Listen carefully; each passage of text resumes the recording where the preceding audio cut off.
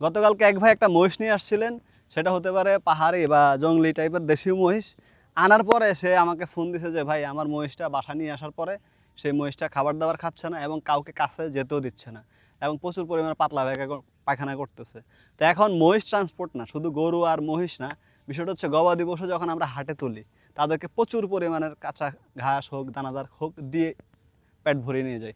তখন তার হাটে যাওয়ার পর যে পরিমাণে একটা জার্নি বা দখল হয়, তখন ওই খাবারটা কিন্তু পেটে সঠিকভাবে হজম হয় না। এগুলো একটা বিষয়। আরেকটা বিষয় হচ্ছে যখন তাকে আবার পরিবহন করে আমাদের বাসায় নিয়ে আসে, তারা নতুন একটা পরিবেশ খাপ খায়। আর মহিষ খুবই লাজুক প্রকৃতির প্রাণী এবং তাদের স্মৃতিশক্তি গরুর তুলনায় অনেক বেশি। একটা মহিষ আপনি যদি তাদেরকে একদিন মারেন, আরেকটা এক্সাম্পল আমি আপনাদেরকে দিই। আমার আরেকটা ভাইয়ের সাথে খুব সখ্যতা আছে। সেও বাড়ি হচ্ছে নওগাঁতে, মহিষ পালন করে। মুররা কিছু বকনা আছে তার কাছে, খুবই ভালো কোয়ালিটির। এই মহিষগুলো উনি 2টা মহিষ পালে। প্রতিদিন রাত্রে যখন উনি 10টার পরে বাসায় আসে তখন উনি 1 থেকে 1.5 ঘন্টা 2 ঘন্টা মহিষগুলোকে সময় দেয়। এত ভালোবাসার প্রাণী মহিষগুলো। সে ওই মহিষ 2টাকে একদিন তার বাড়ির পাশে পুকুরে ডোবায় ছেড়ে দিয়ে সে তার বাড়ির অন্য যে কাজ ছিল পর্যায়ক্রমে সেগুলো করতেছিল। হঠাৎ করে 2 ঘন্টা পরে গিয়ে দেখে তার মহিষ 2টা নাই। 2 থেকে 2.5 কিলো দূরে যখন দেখলো যে মহিষগুলো তাকে অনেক কষ্ট দিয়েছে, তখন সে ওই মহিষগুলোকে প্রচুর পরিমাণে মারধর করে এবং যে নাকের যে রশি আছে নাতাল, সেই নাতাল ধরেও টানাটানি করে। দেখেন, এখন সেই মহিষগুলো মার খাওয়ার পরে তাদেরকে বাড়ি নিয়ে আসা হয়। এখন দেখেন ওই বেচারা ওই মহিষের কাছে যেতেই পারে না, কারণ সেই মহিষগুলো ভালো করে এটা বুঝে গেছে যে এটা আমাদের মালিকের ব্যবহার না, বা উনি আমাদের মালিক না। এতদিন যার কাছ থেকে আমরা আদর ভালোবাসা পেয়েছি, এই মহিষ বা এই লোক আমাদের সেই লোক না।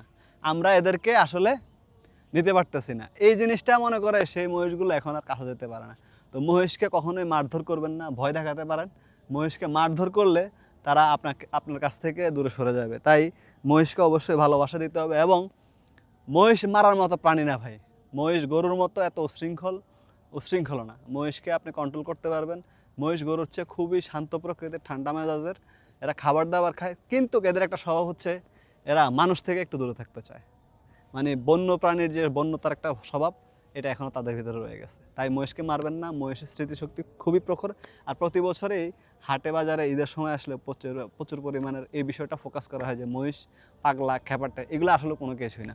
একটা গরু মহিষ যখন আপনি হাটে 4-5 ঘন্টা চড়াবেন, রাখবেন, তখন সে গরমে বা মানুষের লোকালয়ে থাকার কারণে ভয়ে হোক আতঙ্কে হোক সে নিজের যান বাঁচানোর জন্য দৌড় দেয়।